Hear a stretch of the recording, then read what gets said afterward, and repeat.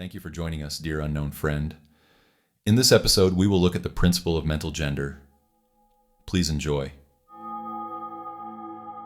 Students of psychology who have followed the modern trend of thought along the lines of mental phenomena are struck by the persistence of the dual mind idea, which has manifested itself so strongly during the past 10 or 15 years, and which has given rise to a number of plausible theories regarding the nature and constitution of these two minds. The late Thomson J. Hudson attained great popularity in 1893 by advancing his well-known theory of the objective and subjective minds, which he held existed in every individual. Other writers have attracted almost equal attention by the theories regarding the conscious and subconscious minds, the voluntary and involuntary minds, the active and passive minds, etc. The theories of the various writers differ from each other, but there remains the underlying principle of the duality of mind.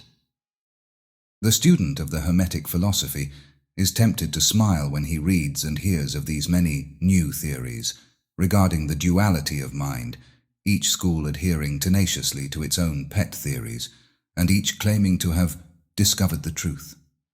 The student turns back the pages of occult history, and away back in the dim beginnings of occult teachings, he finds references to the ancient Hermetic doctrine of the principle of gender on the mental plane, the manifestation of mental gender.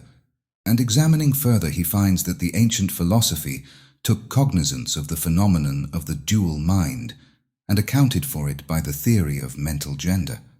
This idea of mental gender may be explained in a few words to students who are familiar with the modern theories just alluded to. The masculine principle of mind corresponds to the so-called objective mind, conscious mind, voluntary mind, active mind, etc. And the feminine principle of mind corresponds to the so-called subjective mind, subconscious mind, involuntary mind, passive mind, etc. Of course, the Hermetic teachings do not agree with the many modern theories regarding the nature of the two phases of mind, nor does it admit many of the facts claimed for the two respective aspects, some of the said theories and claims being very far-fetched and incapable of standing the test of experiment and demonstration. We point to the phases of agreement merely for the purpose of helping the student to assimilate his previously acquired knowledge with the teachings of the Hermetic philosophy. Students of Hudson will notice the statement at the beginning of his second chapter of The Law of Psychic Phenomena, that the mystic jargon of the Hermetic philosophers discloses the same general idea, i.e. the duality of mind.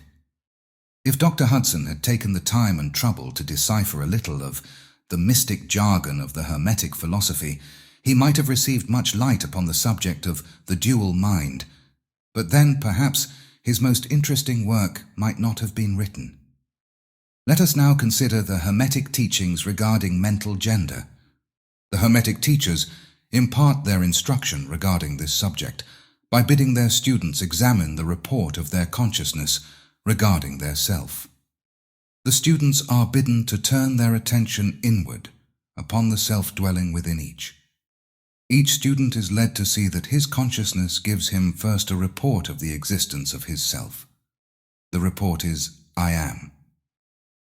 This at first seems to be the final words from the consciousness, but a little further examination discloses the fact that this I am may be separated or split into two distinct parts or aspects, which while working in unison and in conjunction, yet nevertheless may be separated in consciousness.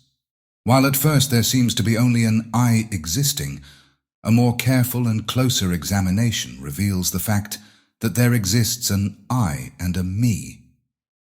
These mental twins differ in their characteristics and nature, and an examination of their nature and the phenomena arising from the same will throw much light upon many of the problems of mental influence. Let us begin with a consideration of the me, which is usually mistaken for the I by the student, until he presses the inquiry a little further back into the recesses of consciousness. A man thinks of his self in its aspect of me, as being composed of certain feelings, tastes, likes, dislikes, habits, peculiar ties, characteristics, etc., all of which go to make up his personality, or the self known to himself and others. He knows that these emotions and feelings change, are born and die away, are subject to the principle of rhythm and the principle of polarity, which take him from one extreme of feeling to another. He also thinks of the me as being certain knowledge gathered together in his mind, and thus forming a part of himself. This is the me of a man. But we have proceeded too hastily. The me of many men may be said to consist largely of their consciousness of the body and their physical appetites, etc. Their consciousness being largely bound up with their bodily nature, they practically live there. Some men even go so far as to regard their personal apparel as a part of their me, and actually seem to consider it a part of themselves. A writer has humorously said that men consist of three parts: soul, body, and clothes. These clothes-conscious people would lose their personality if divested of their clothing by savages upon the occasion of a shipwreck. But even many who are not so closely bound up with the idea of personal raiment stick closely to the consciousness of their bodies being their me. They cannot conceive of a self independent of the body. Their mind seems to them to be practically a something belonging to their body, which in many cases it is indeed. But as man rises in the scale of consciousness, he is able to disentangle his me from his idea of body, and is able to think of his body as belonging to the mental part of him. But even then he is very apt to identify the me entirely with the mental states, feelings, etc., which he feels to exist within him. He is very apt to consider these internal states as identical with himself, instead of their being simply things, produced by some part of his mentality, and existing within him, of him and in him, but still not himself. He sees that he may change these internal states of feelings by an effort of will, and that he may produce a feeling or state of an exactly opposite nature in the same way, and yet the same me exists. And so after a while he is able to set aside these various mental states, emotions, feelings, habits, qualities, characteristics, and other personal mental belongings. He is able to set them aside in the not me collection of curiosities and encumbrances, as well as valuable possessions. This requires much mental concentration and power of mental analysis on the part of the student. But still, the task is possible for the advanced student, and even those not so far advanced are able to see in the imagination how the process may be performed. After this laying aside process has been performed, the student will find himself in conscious possession of a self, which may be considered in its I and me dual aspects. The me will be felt to be a something mental, in which thoughts, ideas, emotions, feelings, and other mental states may be produced. It may be considered as the mental womb, as the ancients styled it, capable of generating mental offspring. It reports to the consciousness as a me with latent powers of creation and generation of mental progeny of all sorts and kinds. Its powers of creative energy are felt to be enormous, but still, it seems to be conscious that it must receive some form of energy from either its I companion or else from some other I, ere it is able to bring into being its mental creations. This consciousness brings with it a realization of an enormous capacity for mental work and creative ability. But the student soon finds that this is not all that he finds within his inner consciousness. He finds that there exists a mental something which is able to will that the me act along certain creative lines, and which is also able to stand aside and witness the mental creation. This part of himself he is taught to call his I. He is able to rest in its consciousness at will. He finds there not a consciousness of an ability to generate and actively create, in the sense of the gradual process attendant upon mental operations, but rather a sense and consciousness of an ability to project an energy from the I to the me, a process of willing that the mental creation begin and proceed. He also finds that the I is able to stand aside and witness the operations of the me's mental creation and generation. There is this dual aspect in the mind of every person. The I represents the masculine principle of mental gender. The me represents the female principle. The I represents the aspect of being, the me, the aspect of becoming. You will notice that the principle of correspondence operates on this plane just as it does upon the great plane upon which the creation of universes is performed. The two are similar in kind, although vastly different in degree. As above, so below, as below, so above. These aspects of mind, the masculine and feminine principles, the I and the me, considered in connection with the well-known mental and psychic phenomena, give the master key to these dimly known regions of mental operation and manifestation. The principle of mental gender gives the truth underlying the whole field of the phenomena of mental influence. The tendency of the feminine principle is always in the direction of receiving impressions, while the tendency of the masculine principle is always in the direction of giving out or expressing.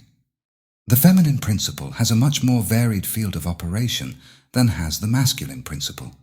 The feminine principle conducts the work of generating new thoughts, concepts, ideas, including the work of the imagination. The masculine principle contents itself with the work of the will in its varied phases. And yet, without the active aid of the will of the masculine principle, the feminine principle is apt to rest content with generating mental images, which are the result of impressions received from outside, instead of producing original mental creations.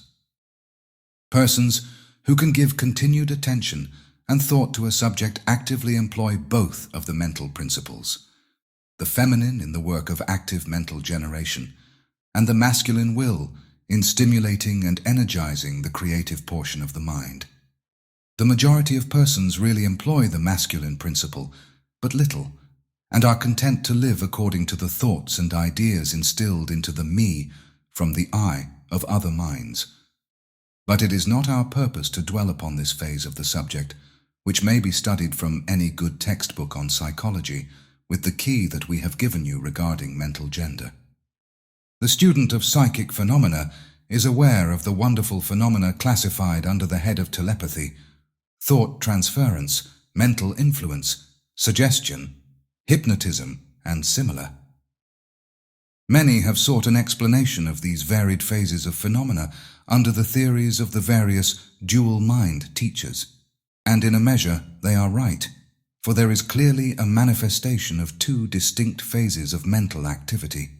But if such students will consider these dual minds in the light of the Hermetic teachings regarding vibrations and mental gender, they will see that the long sought-for key is at hand. In the phenomena of telepathy, it is seen how the vibratory energy of the masculine principle is projected toward the feminine principle of another person, and the latter takes the seed thought and allows it to develop into maturity. In the same way, suggestion and hypnotism operates. The masculine principle of the person giving the suggestions directs a current of vibratory energy or willpower toward the feminine principle of the other person, and the latter, accepting it, makes it its own, and acts and thinks accordingly. An idea thus judged in the mind of another person grows and develops, and in time is regarded as the rightful mental offspring of the individual, whereas it is in reality like the cuckoo egg placed in the sparrow's nest, where it destroys the rightful offspring and makes itself at home. The normal method is for the masculine and feminine principles in a person's mind to coordinate and act harmoniously in conjunction with each other. But, unfortunately, the masculine principle in the average person is too lazy to act. The display of willpower is too slight, and the consequence is that such persons are ruled almost entirely by the minds and wills of other persons, whom they allow to do their thinking and willing for them.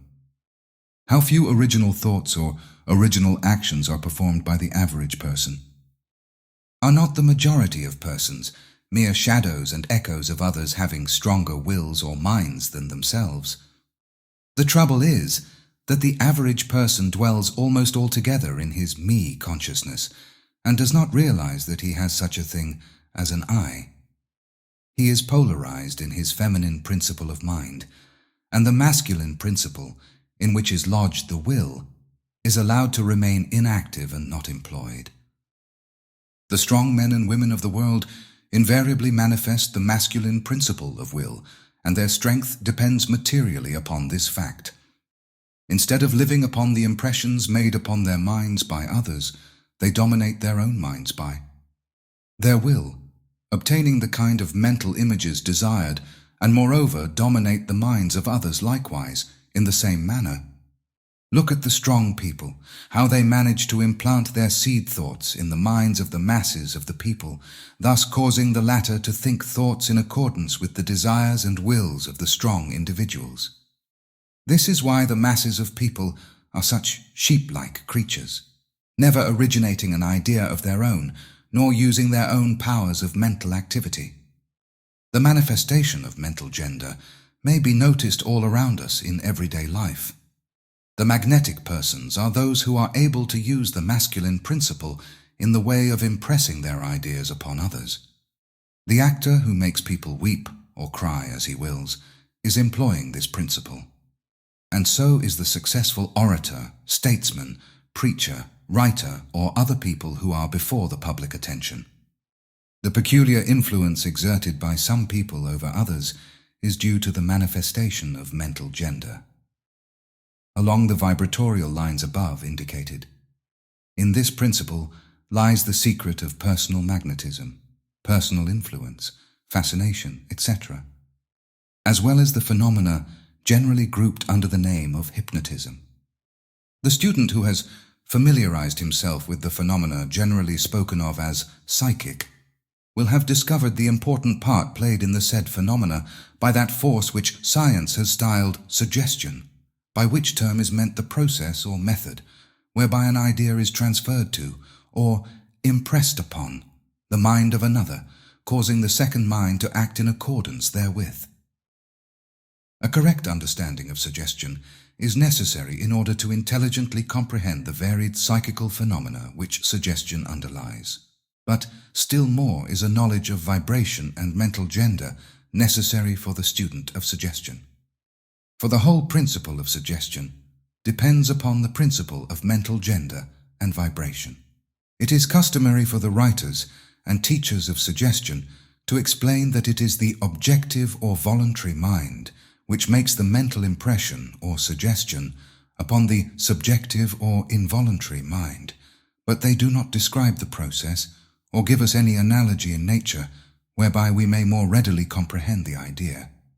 But if you will think of the matter in the light of the Hermetic teachings, you will be able to see that the energizing of the feminine principle by the vibratory energy of the masculine principle is in accordance to the universal laws of nature, and that the natural world affords countless analogies whereby the principle may be understood. In fact, the Hermetic teachings show that the very creation of the universe follows the same law, and that in all creative manifestations, upon the planes of the spiritual, the mental, and the physical, there is always in operation this principle of gender, this manifestation of the masculine and the feminine principles, as above, so below, as below, so above. And more than this, when the principle of mental gender is once grasped and understood, the varied phenomena of psychology at once becomes capable of intelligent classification and study, instead of being very much in the dark. The principle works out in practice, because it is based upon the immutable universal laws of life.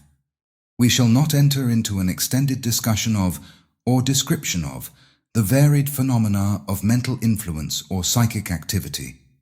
There are many books, many of them quite good, which have been written and published on this subject in recent years. The main facts stated in these various books are correct, although the several writers have attempted to explain the phenomena by various pet theories of their own.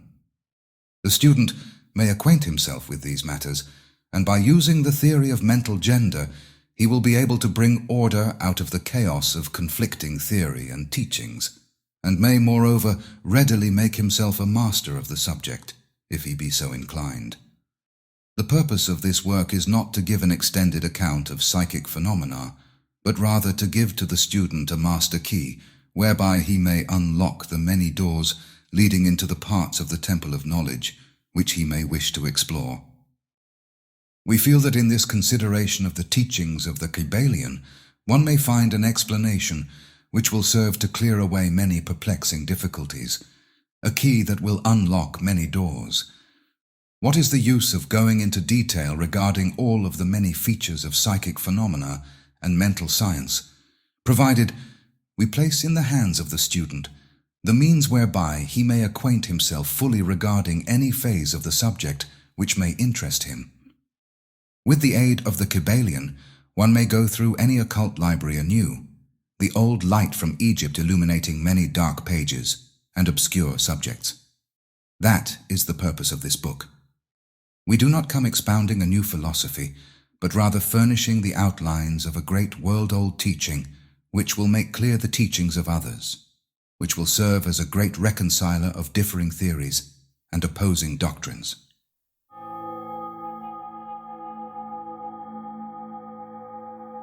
Dear unknown friend, we hope you've enjoyed these lessons from the Kybalion. Remember to hit the like button, leave a comment, and subscribe to our channel. Thank you, and namaste. The philosophers of the living fire.